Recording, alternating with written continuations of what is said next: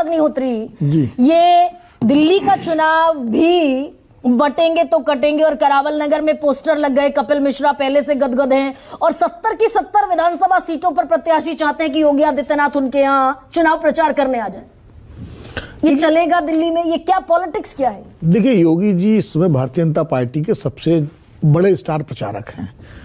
मोदी जी तो हैं, लेकिन उसके बाद अगर कोई है तो वो योगी जी हैं। और उसका कारण ये है कि जो भारतीय जनता पार्टी और राष्ट्रीय स्वयंसेवक संघ की जो हिंदुत्व की राजनीति है, उसके सबसे बड़े साक्षात प्रतीक योगी आदित्यनाथ इस वक्त बने हुए हैं। मोदी जी तो सफेद कपड़े पहनते हैं, योगी जी तो भगवा कपड़े पहनते हैं ना, तो सीधे वो हैं। छवि है, छवि उनकी, मतलब वो सन्यासी भी हैं, तो जाहिर है हिंदुत्व के, तो इसलिए उनकी डिमांड भी ज्यादा होती है। और वो जहां जाते हैं तो थोड़ा चुनाव प्रचार में आक्रामकता आती है, उसमें एक धार आती है और उसमें जो है कार्यकर्ताओं को लगता है कि हाँ कोई प्रखर आया। इससे पोलराइजेशन होता है विनोद जी या नहीं होता? भाई रोहन गुप्ता की भी बात का जवाब आ जाएगा। पोलराइजेशन के बारे में अगर बात करें तो लोकसभा चुनाव में भी बहुत कोशिश हुई, कहीं हुआ होगा कहीं नहीं हुआ, ये हमारे सामने नतीजे बताते हैं।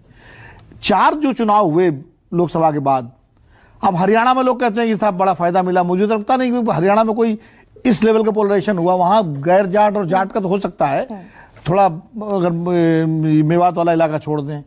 दूसरा, महाराष्ट्र में बहुत सारे फैक्टर्स थे, एक तड़का योगी जी का भी लगा और उसका भी लगा।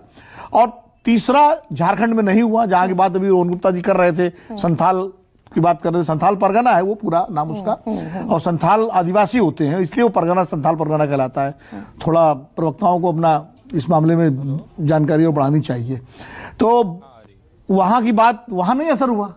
वहां संथाल जो आदिवासी ये पार्टी है जो जेएमएम, उसको और ज्यादा सीटें मिल गई पिछली बार से ज्यादा महाराष्ट्र में। तो ये कहीं असर करता कहीं नहीं करता। दिल्ली की बात, जहां तक बात है, दिल्ली में 2020 के चुनाव में कम कोशिश नहीं हुई थी। आप अनुराग ठाकुर जी का बयान याद कीजिए, गोली मारो वाला। आप याद कीजिए प्रवेश वर्मा का कि उठा ले जाएंगे और ये कर जाएंगे, लड़कियां उठा ले जाएंगे, ये सारे बयान 2020 के रिकॉर्ड पे। झारखंड में भी कहा कि भाई रोटी और बेटी छीन कर ले दिल्ली की बात कर रहा हूं, छोड़िए झारखंड। उसके बाद शाहीन बाग उस वक्त चल रहा था, सीधा सीए का मुद्दा था, जो सीधा पोलराइजेशन का एक बड़ा कारण था। और ये भी कहा गया कि बटन जोर से दबाओ कि करंट शाहीन बाग में लगे। लेकिन नतीजा आया कि 63 सीटें आम आदमी पार्टी और 8 सीटें बीजेपी। तो नहीं, लेकिन क्या हम यहाँ पर एक माइन्यूट, मैं कह रहा हूँ, ये माइन्यूट डिटेल हम छोड़ रहे हैं क्या, कि हम तो मानकर चल रहे हैं भाई 62 सीटें आम आदमी पार्टी जीत गई, 8 सीटें बीजेपी ने जीती, लेकिन आउटरीच किया भारतीय जनता पार्टी ने। वोट परसेंटेज बढ़ा उसका, 34% से 38% वोट हुआ उसका। नहीं, हिंदुओं में भी जो वोट फीसद बीजेपी के पास हिंदुओं का वोट फीसद था 46%, पिछली बार 37% था 2015 में, बढ़कर हो गया 40%। बढ़ा नहीं, उसके फैक्टर 2 हैं। एक तो जाहिर है इसका भी असर हुआ होगा, लेकिन आप याद करिए 2020 के चुनाव किस आलोक में हुए थे? वो लोकसभा चुनाव के तुरंत बाद हुए थे। लोकसभा चुनाव में मतलब वही फरवरी में हुए थे 2019 में लोकसभा चुनाव, और 303 सीटें बीजेपी ने अकेले जीती थी। और पुलवामा का पूरा राष्ट्रवाद का ज्वार पूरे उसमें था, और उसके बाद 370 हटाया गया था अगस्त में, 5 अगस्त को 2019 में। तो ये सारे परिप्रेक्ष्य में उसके बाद दिल्ली का चुनाव हुआ था, सीए 370 और राष्ट्रवाद। उसके बाद जो वोट परसेंटेज बढ़ा बीजेपी का, लेकिन सीटें भी बढ़ी, आप कह सकते हैं 3 से 8 हो गई। लेकिन जो अपेक्षित परिणाम की अपेक्षा हो रही थी वो नहीं आए, क्योंकि दिल्ली के लोगों ने वोट दिया गवर्नेंस पे, और जो आम आदमी पार्टी ने वादे किए थे और जो उन्होंने अपना 2015 से 2020 तक का जो काम था उसके आधार पर उनको वोट मिला। लेकिन इस बार भी मैं कह रहा हूं, हिंदुत्व का जो प्लांक बीजेपी चलाने की कोशिश में फिर से नजर आ रही है। देखिए, ये उनको यकीन है कि भाई हिंदुत्व का प्लांक उनका सबसे मजबूत प्लांक है। मैं बीजेपी की रणनीति पर मैं बोलने वाला नहीं हूं, उनकी पार्टी की रणनीति है उनको। लेकिन मुझे एक चीज नहीं समझ में आती है कि हिंदुत्व का वोट तो बीजेपी का है, वो कहां जाएगा? वो तो बीजेपी के साथ ही रहेगा, और कोई पार्टी है नहीं हिंदुत्व की।